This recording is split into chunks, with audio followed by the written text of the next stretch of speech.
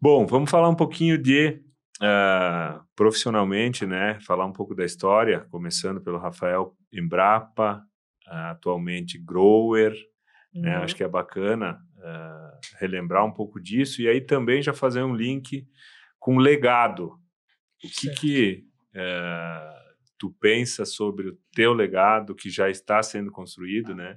Muita gente faz o link do legado, quando eu não estiver mais aqui, mas eu não penso assim, eu acho que o legado ele já é ainda mais forte quando ele já acontece em vida, então queria relembrar um pouco disso. Show. Eu me formei na UNB, né, Universidade de Brasília, como agrônomo. Na mesma universidade eu fiz mestrado e doutorado. Eu lembro que eu tinha um sonho de fazer doutorado sanduíche ou até mesmo em outras universidades, mas eu optei por permanecer em Brasília no mestrado, por causa do meu orientador. Eu tive como orientador o Venceslau Gedert e como co-orientador o Djalma Martião. Foram duas pessoas muito importantes, influentes na construção do sistema agropecuário nacional, na expansão para o Cerrado brasileiro, né? O Venceslau, ele foi pesquisador da Embrapa, ele participou da construção da Embrapa enquanto instituição ali no início dos anos 70, e depois o Djalma, pesquisador, talvez foi um dos mais importantes ali no desenvolvimento do manejo de solo do Cerrado. Então eu tive, graças a Deus, eu tive essas duas pessoas como orientadores da minha vida profissional. E aí, estagiando com... Então, o Venceslau, ele se aposentou da Embrapa e depois ele virou professor da UNB. E aí foi aí que eu conheci ele, que eu conheci. E fazendo a disciplina de fertilidade, um dos livros que eu estudei foi o livro do Djalma. E eu lembro que eu olhei assim, aí eu fiz a disciplina, né? Nossa, me dediquei muito, tirei notas máximas e tal. E cheguei no final da disciplina e falei, professor, eu quero trabalhar com essa área, eu gosto de solo, eu gosto de fertilidade. E eu quero estagiar com esse cara aqui. E mostrei o livro. Na verdade, o livro era assim, Souza e Lobato. Aí ele, tá, mas qual dos dois? Eu falei assim, qualquer um. Eu quero com um desses dois aqui, mas eu quero trabalhar com esses caras. Só que o Lobato, tinha Souza e Lobato. O Lobato já era aposentado e não estava mais na ativa. Aí ele falou, olha, eu não sabia disso. Ele falou, olha, só tem o Souza. Eu falei, então é o Souza que eu quero. E aí foram 6 meses do Venceslau mandando e-mail e o Djalma me negando. Ele não me queria, ele não tinha muita afinidade com o estagiário e coisa e tal, ele estava numa pegada diferente, mas ele conta, né, isso ele já, ele contava que de tanto insistir, ele falou, caramba, eu vou ter que aceitar esse moleque. E eu ia lá na Embrapa e o Venceslau mandava e-mail, sério, foram 6 meses, um semestre ali, até que ele me aceitou. Então, na insistência, água mole em pedra dura, e eu fui lá e comecei a trabalhar com o Djalma. Foram 2 anos até o final da graduação, ele foi meu orientador na graduação, depois no mestrado. No final do mestrado, abri o concurso da Embrapa, e aí eu lembro que eu estava numa de transformar o mestrado direto em doutorado, tinha essa possibilidade na época, de eu não defender o mestrado, de eu fazer mais 2 anos e só defender um doutorado. Eu tinha que escrever um projeto, e aí eu escrevi um projeto para isso, para submeter, só que abriu o concurso da Embrapa. E aí eu tinha que ter um título para ser concursado. E aí eu fiquei naquela, putz, e agora, o que eu faço? E a decisão, né, que Deus orientou foi que eu não tentasse converter direto para doutorado, que eu finalizasse o mestrado para fazer a prova do concurso. Eu confesso que eu fiz a prova como teste. Naquela época tinha concurso a cada 2, 3 anos. Lembra dessa fase, anos 2010? Muito concurso, né? Muito concurso nas instituições. Os IFs surgindo, a Embrapa também, a cada 4 anos tinha concurso. Então o que eu pensei? Eu vou fazer agora como teste, mas o que eu vou passar mesmo é quando eu estiver formando no doutorado. Então eu falei, vou fazer agora. Por isso que eu pensei de converter direto. Só que aí alguma coisa me falava, não, finaliza o mestrado e faz a prova. E aí, cara, em 30 dias eu fiz a prova do concurso, o que era um projeto de conversão para o doutorado. Eu tive que virar uma dissertação de mestrado, então foi doideira escrever ela em 30 dias para eu ter o título. Fiz a prova do concurso, foi por causa da minha esposa que eu fiz a prova, no final a gente era namorado, e eu lembro que o concurso era um domingo, foi um dia inteiro de prova, e era uma vaga, e eu não queria fazer a prova, porque eu falei, eu vou fazer como teste, daqui a 2 anos vai ter de novo, quando tiver, eu não vou passar. Eu pensava assim, eu não vou passar, não estudei, porque o edital é enorme, não tem como estudar para esse tipo de prova, é o que você aprendeu a vida inteira e pronto. E não vou fazer essa prova. E para completar, no sábado anterior teve uma vigília na igreja, e eu era líder, eu sempre fui líder da igreja, líder de jovens, era uma vigília jovem. Eu fui dormir de madrugada. Falei, eu não vou fazer essa prova. Porque eu acabei de fazer uma vigília todinha de madrugada. E aí ela falou, você vai fazer a prova. Eu vou te ligar e você vai fazer a prova. E na hora que ela me ligou de madrugada, que era umas 5h30, 6 da manhã, para ir fazer a prova, eu fui. Então, eu digo que se não fosse por ela, eu não teria passado. Interessante. E interessante que depois de 2010, não houve mais concurso até hoje. Foi o último que teve. Deus agindo. Na realidade, teve um agora, recentemente, né? Aí, 2025, teve um concurso. Mas olha só, foram 15 anos, cara, sem concurso. Você imagina? Então, ela que foi culpada, né? O mérito é todo dela.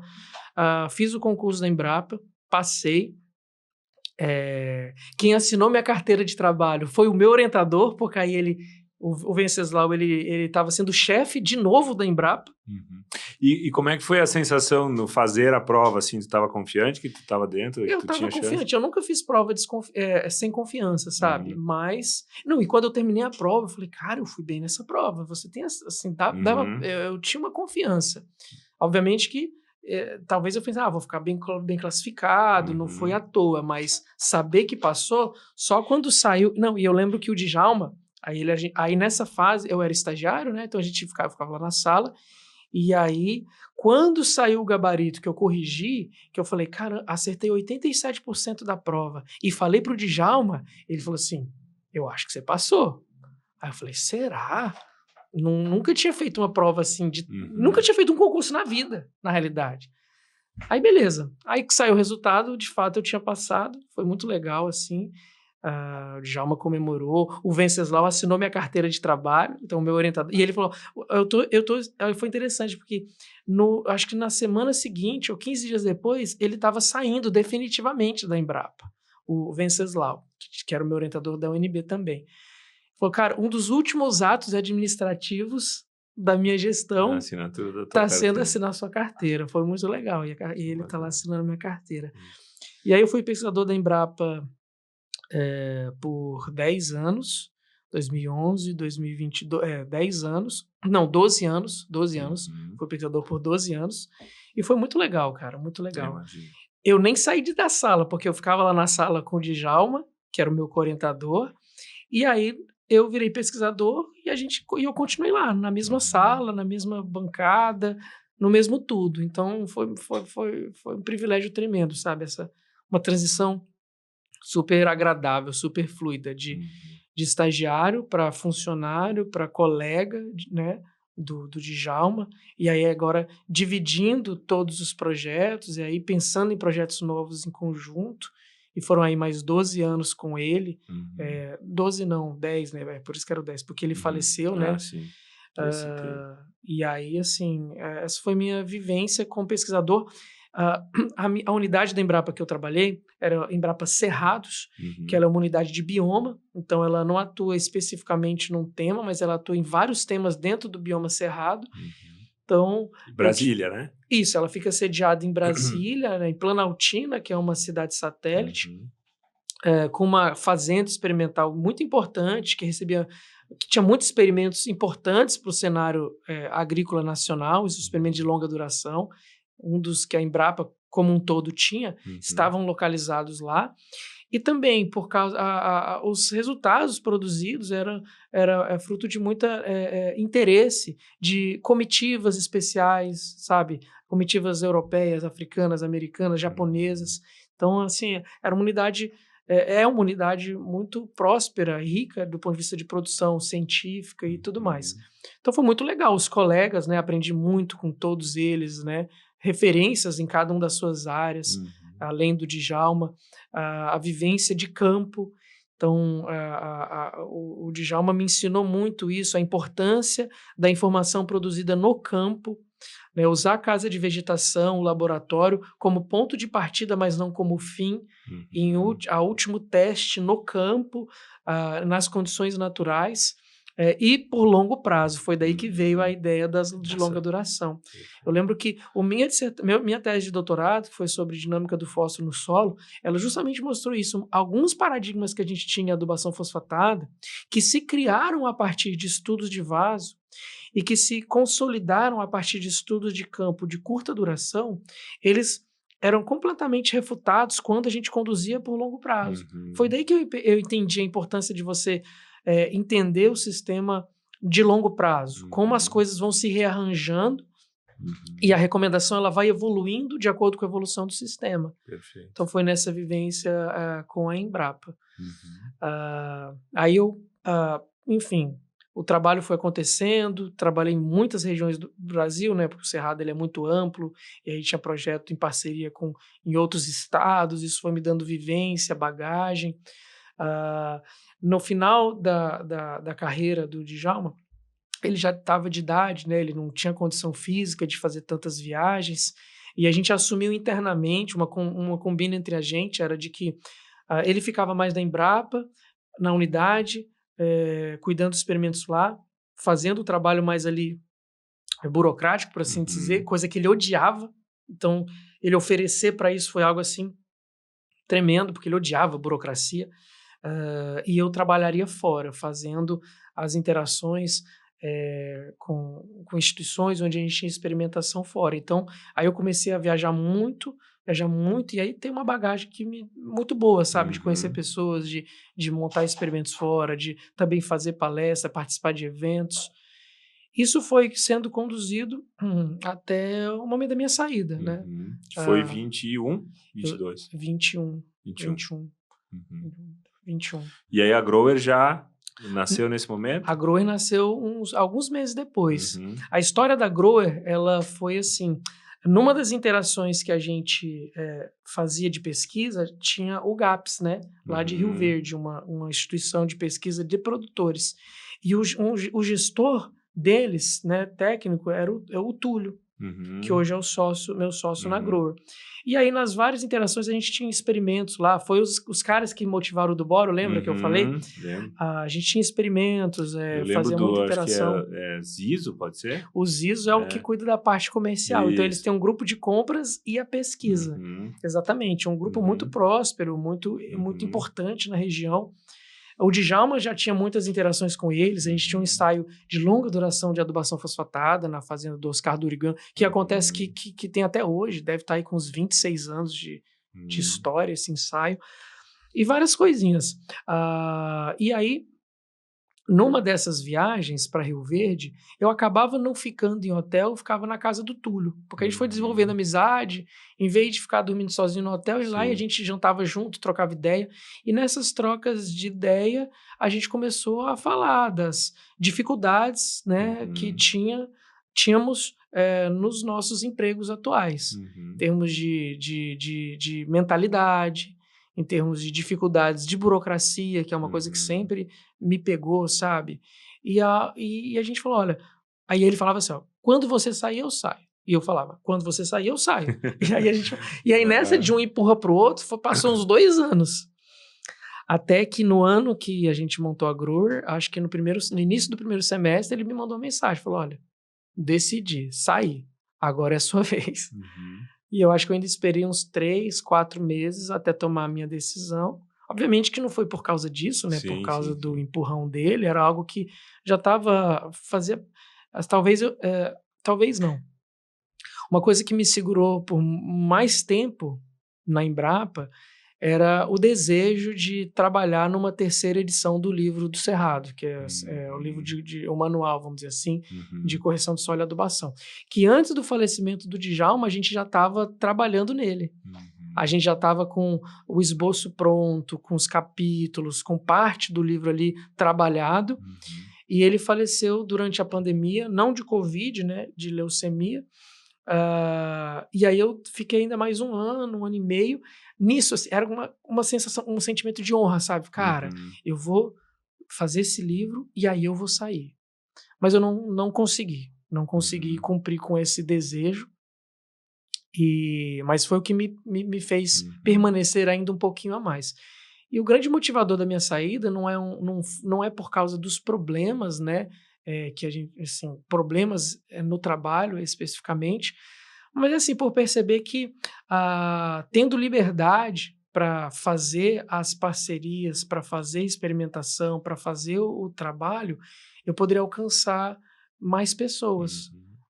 Eu percebia que existia todo um contexto de pesquisa agropecuária sendo estabelecido a nível privado, com consultorias, com cooperativas, que onde eu estava eu não conseguiria contribuir, ajudar, e esses caras estavam se tornando relevantes, mas eu percebia que fazendo sem orientação, fazendo de um jeito que seria ineficiente. E aí eu falei, cara, eu posso atuar ali, estabelecer uma rede de trabalhos com esses players para a gente fazer pesquisa no Brasil a nível privado. E é isso que a gente tem hoje na Grower, né? Um dos pilares da Grower é a pesquisa, é a parceria com instituições de pesquisa, especialmente consultorias. Então, o colega que tiver uma estação de pesquisa, que quiser uma parceria com a Grower para desenvolver os trabalhos, onde a gente vai orientar nos delineamentos, orientar na interpretação dos resultados, analisar conjuntamente, porque daqui a pouco o ensaio do cara do Rio Grande do Sul, junto com ele traz um conjunto de resultados e informação, que é maravilhoso. Mas analisado em conjunto com o cara de Minas Gerais, o de São Paulo, de Rondônia, traz uma visão... Fortalece muito mais as tendências todas. Exato. Né? E esse é um dos pilares que a gente tem na Grower, essa pesquisa em rede a nível privado com esses parceiros. Então, talvez um dos grandes motivadores da saída da Embrapa foi isso, nessa interação com o Túlio, motivado ali por ele também. E aí, no ano das nossas saídas, no mês de agosto, a gente iniciou os trabalhos com a Grower. E legado disso tudo? O legado, cara, por muito tempo, eu pus no livro o meu legado. Foi por isso que eu permaneci, entende? Eu falei, cara, eu preciso... Esse livro vai permanecer por mais 20 anos, ele vai ser o livro de cabeceira, as pessoas... Poxa, a última edição de 2004, na época, sei lá, tinha 15 anos... eu preciso, esse livro é o meu legado. E aí, cara, a gente vai expandindo, a gente vai interagindo, a gente vai tendo alunos, a gente vai conhecendo pessoas, e aí eu percebi que o legado não era páginas. O legado são vidas. E aí eu fui percebendo que, cara, quando você forma pessoas, e não apenas qualquer tipo de pessoas melhores do que você, esse legado ele é eterno, né? Porque o livro, de novo, ele é datado, o livro ele é estático, aquela palavra não muda mais. Mas uma pessoa ela continua evoluindo sob a base que você construiu dentro dela. Então eu pensei, eu não vou me prender a isso do livro, porque me prendendo ao livro eu estou limitando pessoas. Entende? E aí eu percebo que o meu legado hoje tá nas pessoas, tá no produtor rural, no engenheiro agrônomo, no consultor, nos meus alunos, nos meus funcionários, em que eu quero torná-los melhores do que eles são e melhores do que eu sou nas áreas em que eles atuam. Com isso, o meu legado vai tá contemplado. Então hoje, inclusive, faz parte da minha projeção para os próximos anos profissional, reforçar isso ainda mais, ter mais tempo com essas pessoas, ter mais tempo com os meus funcionários para imprimir neles esse legado. Eu tenho feito isso, talvez lançado sementes por aí afora, e isso faz parte, mas agora eu estou muito dedicado a formar pessoas melhores do que eu. E aqui do lado eu já tenho um que eu já classifico dessa maneira. Bacana, muito bem, parabéns, Rafael. Vamos lá, vamos ouvir do Bruno, então, sobre... Quantos anos você tem, Bruno? 25. 25. Então, jovem, né? Já com uma experiência muito bacana, já profissional. E é importante ouvir também, né? Sobre a tua história profissional e também sobre o legado, né? Que eu acho que isso é importante termos dentro também das nossas prioridades, né? Perfeito. Ouvindo o Rafael falar e relembrando, né? Dos momentos, de como foi toda a construção até chegar aqui. E eu lembro ali no final de 2018, já tinha terminado o ensino médio, estava naquela apreensão. Será que eu vou passar na universidade? Já tinha feito a prova do vestibular, já tinha marcado a agronomia e ficava, será que eu passo?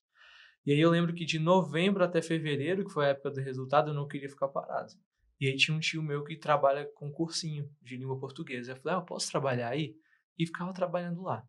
E aí quando foi numa quinta-feira, o pessoal, vai sair o resultado da UNB hoje. Aí eu, não, vou ficar por aqui. Eu vejo no computador e se eu passar, tudo bem, eu começo.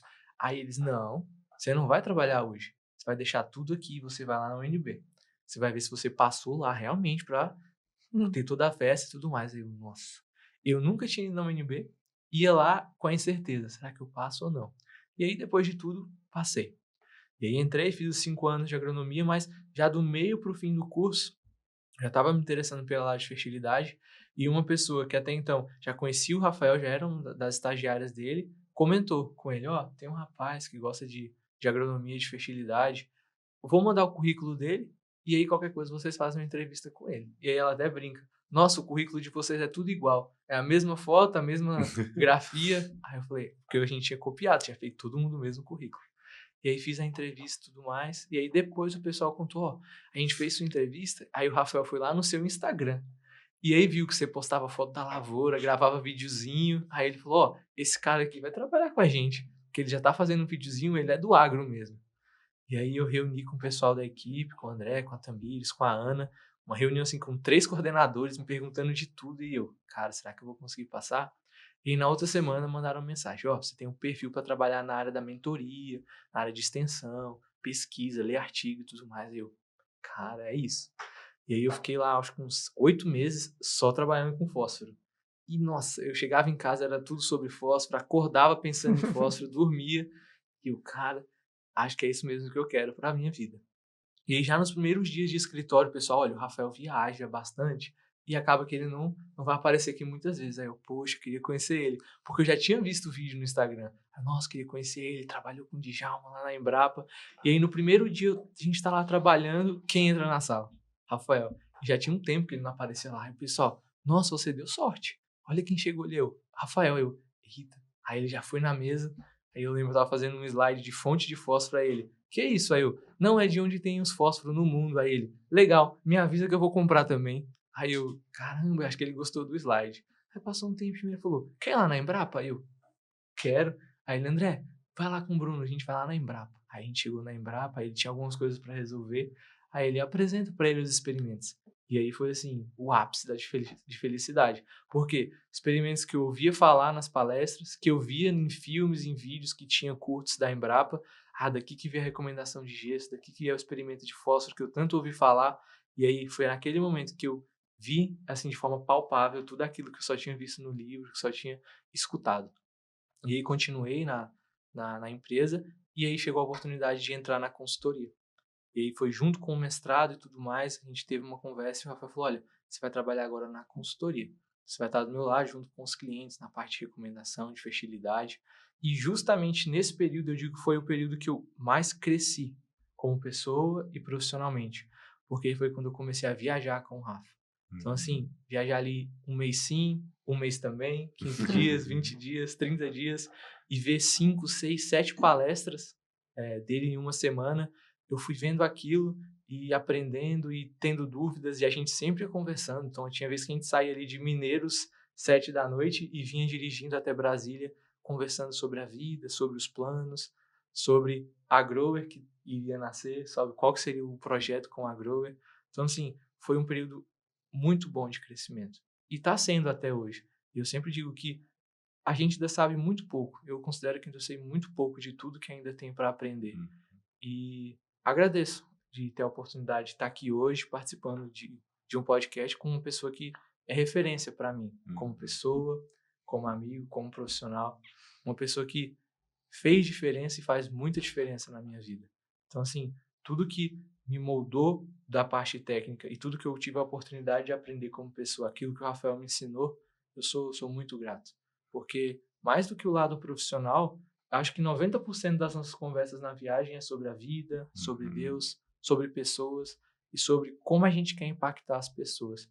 Então, sou muito grato pela oportunidade de falar isso. Já falei algumas vezes para ele, mas, assim, sou muito feliz de ter tido essa oportunidade de conhecê-lo, poder trabalhar e hoje falar que eu sou amigo do Rafael Nunes, um cara que faz a diferença no Brasil, mas um cara que faz a diferença na vida de cada pessoa que ele passa. Eu sempre digo que o Rafael é uma pessoa que é iluminada. Então, não estou falando isso porque ele está aqui hoje, mas realmente ele faz a diferença. Ele consegue alcançar as pessoas no mais íntimo delas, não só na parte do agro e tudo mais.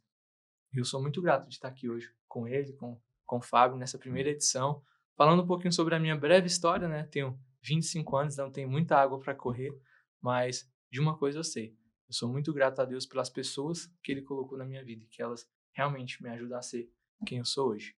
Pensando em legado, acho que o meu principal objetivo é pegar tudo aquilo que eu aprendi como pessoa, como profissional e passar adiante. Eu acho que o conhecimento não pode parar. Ele vai estar sempre crescendo, sempre se aperfeiçoando.